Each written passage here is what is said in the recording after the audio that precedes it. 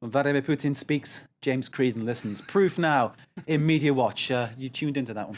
I did, well, with a little help from from some translators. Of course. So this was an effort for him to fight back. You know, it was Putin saying... He's had a few people protesting and calling him names. That's right, name calling.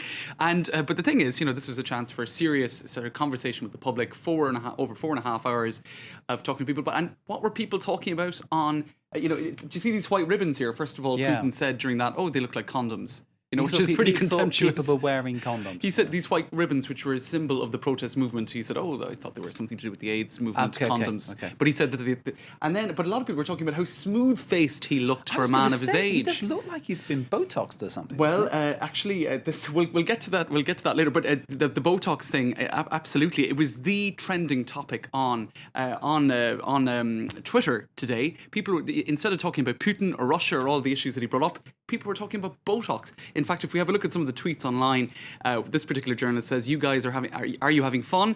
We already passed the 1 hour mark, and Putin no longer trending, but Botox is." So people were actually referring to Botox more than they were referring to his name. There's the spelling in Russian. Botox. Botox, exactly. Botox. Pretty inspired from the English, I think. Of course. And so here you go, that this Botox trends on Twitter amid Vladimir Putin's surgery rumours. Now, I suppose this is interesting for a number of reasons. First of all, this is not entirely new. This goes back to last year when he appeared in Ukraine with supposedly a black eye. Some said it might have been after a fight of some description. Others said it might have been after surgery. Black eye could be anything, couldn't it? It could be anything, exactly. He's an action man, isn't he? You know? But I suppose what's interesting to point out here is, I suppose Putin has been treated almost as a sacred figure by some. Sure. This is a big change, isn't it? You daren't go there. And now change. if people are talking about him being Botoxed, especially for a man who has a very macho image, it's not a very macho thing to be talking about. Yeah. So You wouldn't catch you or I being Botoxed, would you? Hey?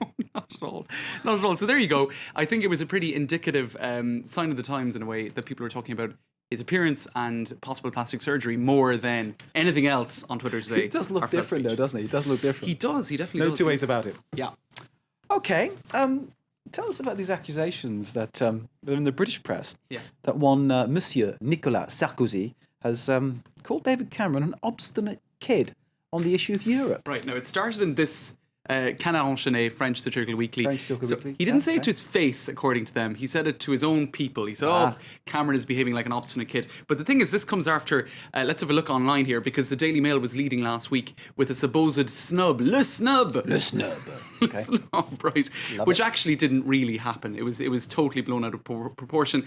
And it was said that he ignored Sarkozy or Sarkozy ignored him. This a week or two after Sarkozy had told Cameron to shut up over the euro. And now you've got headlines like this in the Daily Mail. Cameron behaved like an obstinate kid at the Brussels summit. Sneers Sarkozy. So clearly the Daily Mail is not at all impressed with this sort of slamming of their It's PM. not as if the Daily Mail has an anti-foreign, anti-Europe agenda, is it?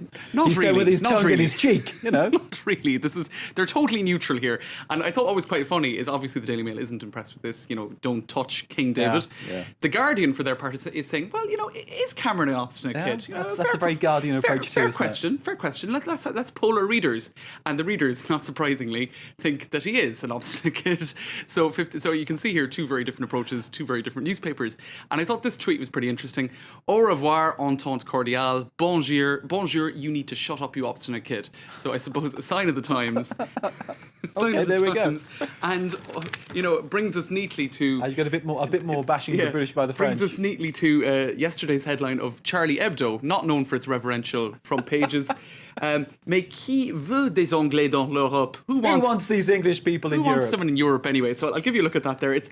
I've seen more flattering portrayals of your countrymen. They are two typical English or British people, okay? I'm not going to say what the tattoo says on the forearm of that lady with the pierced belly button, but it's a kind of word that you can't say on television. That's right. No, it's not very Terrible nice. Stuff, but funny. It's very funny though, isn't it? You know Beatrice Prestage, who works here? Yes, she had one of my colleagues, an interesting take on this. She said, well, at least the Brits are a bit rock and roll on the front page of this. She said if it was the French, if let get the French out of Europe, they'd be in berets and onions and the whole. So at least she's saying at least they're being kind of simplified in a slightly glamorous way, although I'm not sure it's glamorous. It's even more rock and roll on the inside. As it is known to be. So a new low in Franco-British relations, Mark. Okay, I'm sure we can drag it lower, James. You and I together, with or without Botox. Off screen. Indeed. Okay. I don't think I can take any more. James, thank you very much. That was Media Watch with James Creedon. Stay with us. More news to come here on France 24 Live from Paris, as well as news, sport, and culture. We've got a packed agenda. Stay with us.